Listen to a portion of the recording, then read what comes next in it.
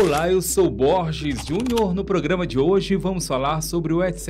Hub, projeto que une empreendedorismo à comunicação. É financiado pela FAPEMA e quem fala sobre esse assunto está aqui com a gente no programa de hoje é o professor doutor do Departamento de Comunicação Social da UFMA, Ramon Bezerra. Começo pedindo para o senhor explicar para a gente o que é o projeto Etc. Hub. O Etc. Hub é um espaço de inovação da UFMA, cuja missão é transformar o empreendedorismo por necessidade em oportunidade.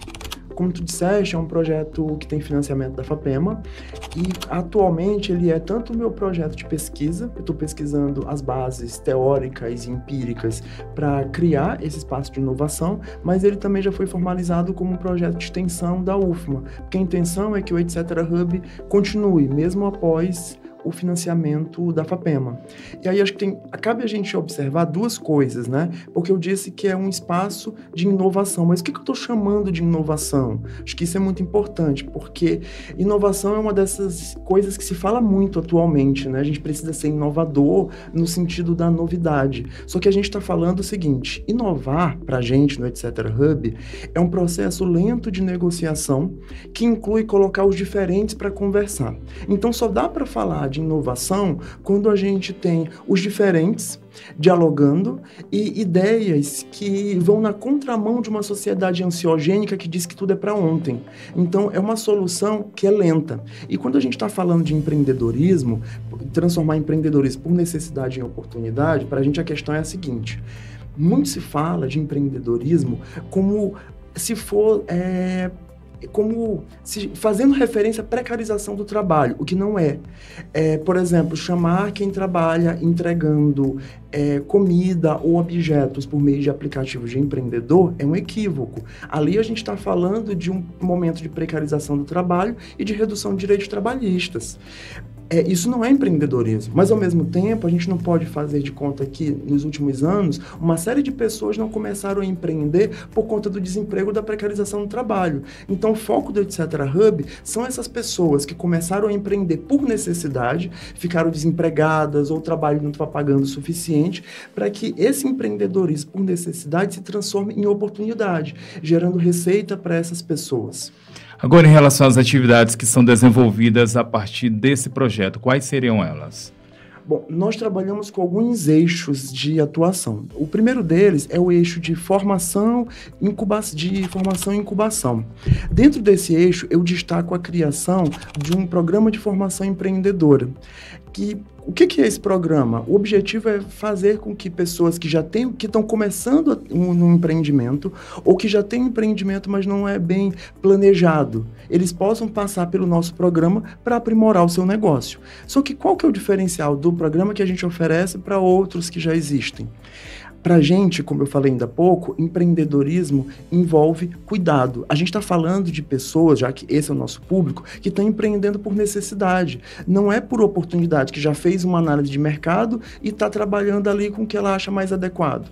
Então, a gente inclui nos empreendimentos esse olhar do cuidado, esse olhar transversal dos direitos humanos para observar essas pessoas. Mas, além disso, a gente também tem no nosso programa de formação acessibilidade e a questão da reutilização dos recursos, porque independente do tamanho do empreendimento, ele tem que considerar a amplitude, ou seja, a acessibilidade diversa, e também precisa considerar que a gente está vivendo um momento de mutação climática e ambiental muito severa. Então, independente do tamanho do empreendimento, ele precisa considerar isso, que inclusive é uma forma de pensar no seu destaque diante da sociedade. Então, a gente trabalha com essas questões. Eu diria que esse é o nosso diferencial, porque no cerne do nosso programa de formação empreendedora está essa visão de sujeito e essa visão de sociedade. Vocês trabalham a partir de parcerias também?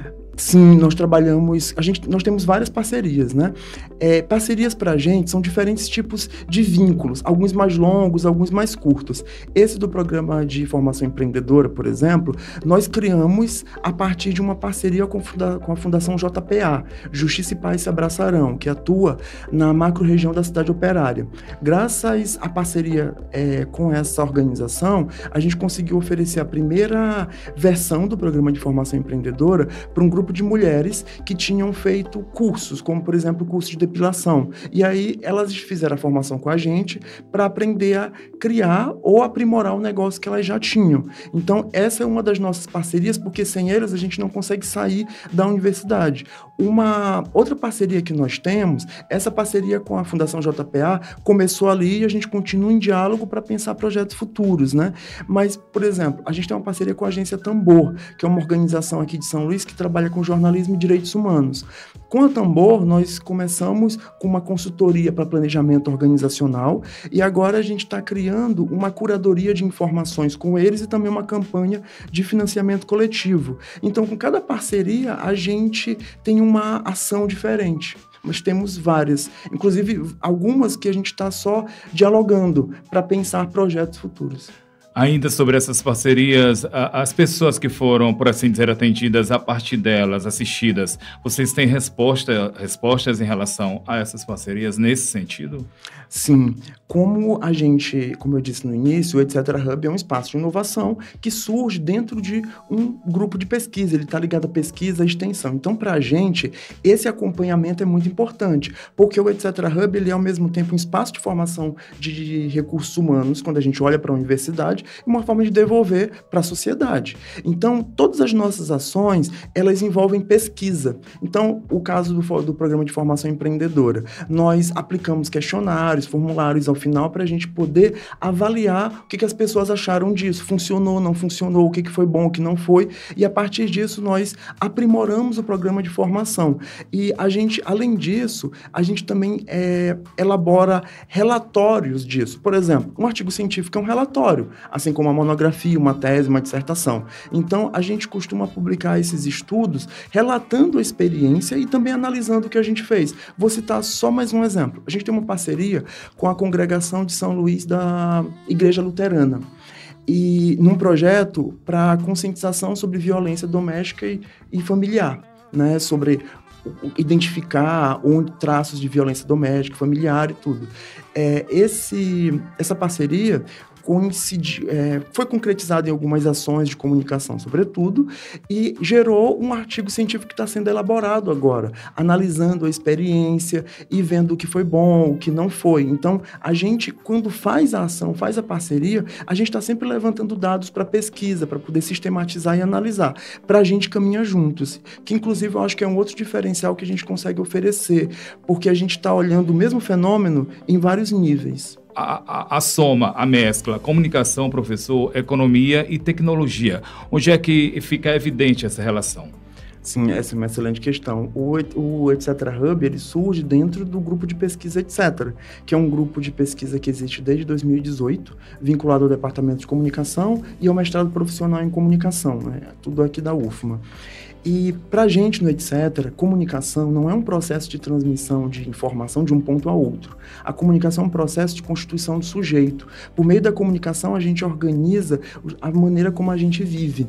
E quando a gente organiza a maneira como a gente vive, nós estamos falando de técnicas e de tecnologias, porque o ser humano ele só existe a partir desses não humanos, que inclui a natureza, o meio ambiente, por isso que pra gente meio ambiente, natureza é tão importante, e a gente pensa isso juntos, né? Mas inclui também as roupas, os sinais de trânsito. Então, tecnologia e técnica é tudo aquilo que não é humano e que organiza a nossa existência. Então, para a gente, o nosso olhar de tecnologia vai além das tecnologias digitais. Ele é ampliado. E a gente entende que comunicação está junto com técnica e tecnologia para construir o sujeito. E para a gente, a economia é um lugar privilegiado para olhar isso acontecendo. Porque economia não é só financiarização. A gente olha a economia a partir dos seus fundamentos morais. Toda a dinâmica econômica tem um fundo ético-moral. E quando a gente fala do fundo ético-moral, a gente fala de como que aquela dinâmica econômica constrói um modo de viver. E bem aí a gente encontra economia e comunicação juntas. Então, analisar o empreendedorismo, as dinâmicas econômicas para a gente é uma forma de estudar como é que as pessoas vivem e como que a gente pode gerar valor, mudar isso para que seja uma relação benéfica e equilibrada para todo mundo. Então, assim que a gente une esses três fenômenos. A gente pode trazer para essa realidade, para essas questões que o senhor está colocando, a situação das quebradeiras de coco, a exemplo de um quilombo que existe em Rosário, que trabalha com a extração do babaçu para fomentar a renda, pode se colocar também? Com certeza. Inclusive, nós tivemos uma pesquisa sobre isso. A Larissa Bahia terminou o mestrado recentemente aqui no programa de pós-graduação em comunicação profissional, aqui da UFMA, e a Larissa Bahia estudou as quebradeiras de coco, né, que tem uma agroindústria, uma comunidade de quebradeiras de coco ali de Itapecuru, e exatamente nessa perspectiva. Só que o foco dela, o olhar que a gente tem é exatamente esse, porque quando você está ali quebrando coco, você tem a tecnologia, você tem uma tecnologia no machado, no porrete que você usa para quebrar o coco, ali é uma experiência técnica, tá? E que é econômica, e que é comunicacional, porque por meio da quebra do coco, você se insere no mundo a partir daquela dinâmica produtiva.